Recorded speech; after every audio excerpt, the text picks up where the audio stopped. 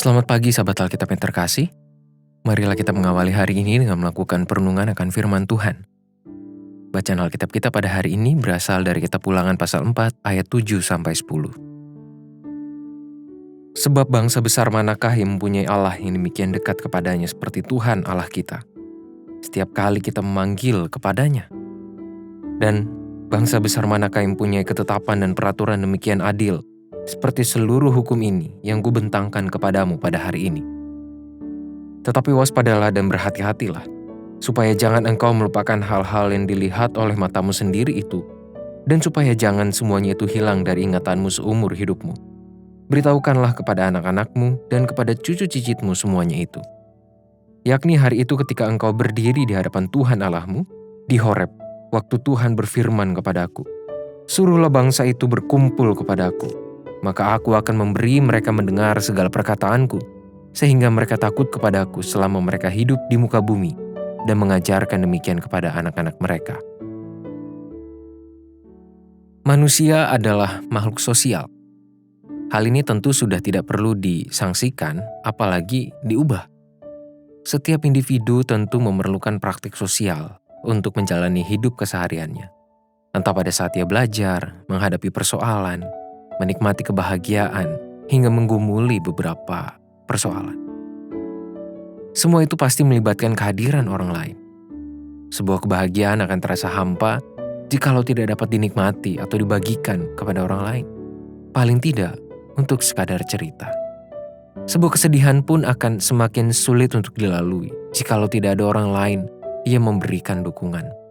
Inilah mengapa setiap manusia perlu memiliki relasi, khususnya relasi yang sehat dalam menjalani kehidupannya.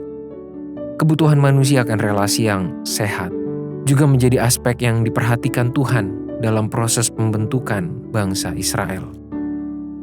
Apabila kita perhatikan keempat ayat yang menjadi bacaan pada hari ini, maka dapat ditemukan beberapa kata kunci yang merujuk kepada aspek relasional dalam kehidupan iman bangsa Israel. Yakni pertama, pada ayat 7 sudah dengan sangat tegas ditunjukkan bahwa Tuhan adalah Allah yang sangat dekat dengan bangsa Israel. Tidak seperti Allah-Allah lain yang memberikan jarak yang sangat jauh dari umat yang menyembahnya. Kedua, Tuhan adalah Allah yang merespons setiap seruan umatnya. Artinya, relasi yang terjalin antara bangsa Israel dengan Tuhan merupakan hubungan yang komunikatif. Ketiga, segala peraturan yang Tuhan berikan melalui Musa merupakan firman yang berguna untuk membawa umat Israel kepada kualitas relasi yang semakin intim dengannya, bukan sebagai beban yang menyulitkan mereka dalam menjalani keseharian. Kemudian terakhir, sudah selayaknya firman Tuhan yang telah diberikan tadi selalu terintegrasi dalam kehidupan seluruh umat Israel. Itulah mengapa pengajaran iman menjadi bagian penting untuk selalu dilakukan dalam kebudayaan hidup umat Tuhan. Sahabat Alkitab, perenungan hari ini telah membawa kita kepada sebuah pilihan untuk menjalani hidup sebagai umat Tuhan. Pertama, menjalani hidup beriman secara formalitas yang ala kadarnya tanpa makna yang berarti. Atau pilihan kedua, menjalani hidup beriman sebagai sebuah bentuk upaya relasional yang perlu terus dijaga dan dikembangkan. Seseorang yang menjalani pilihan pertama akan menjalani praktek beribadah, doa, dan sebagainya hanya sebatas kebiasaan yang tidak membawa perubahan apapun dalam relasinya dengan Tuhan.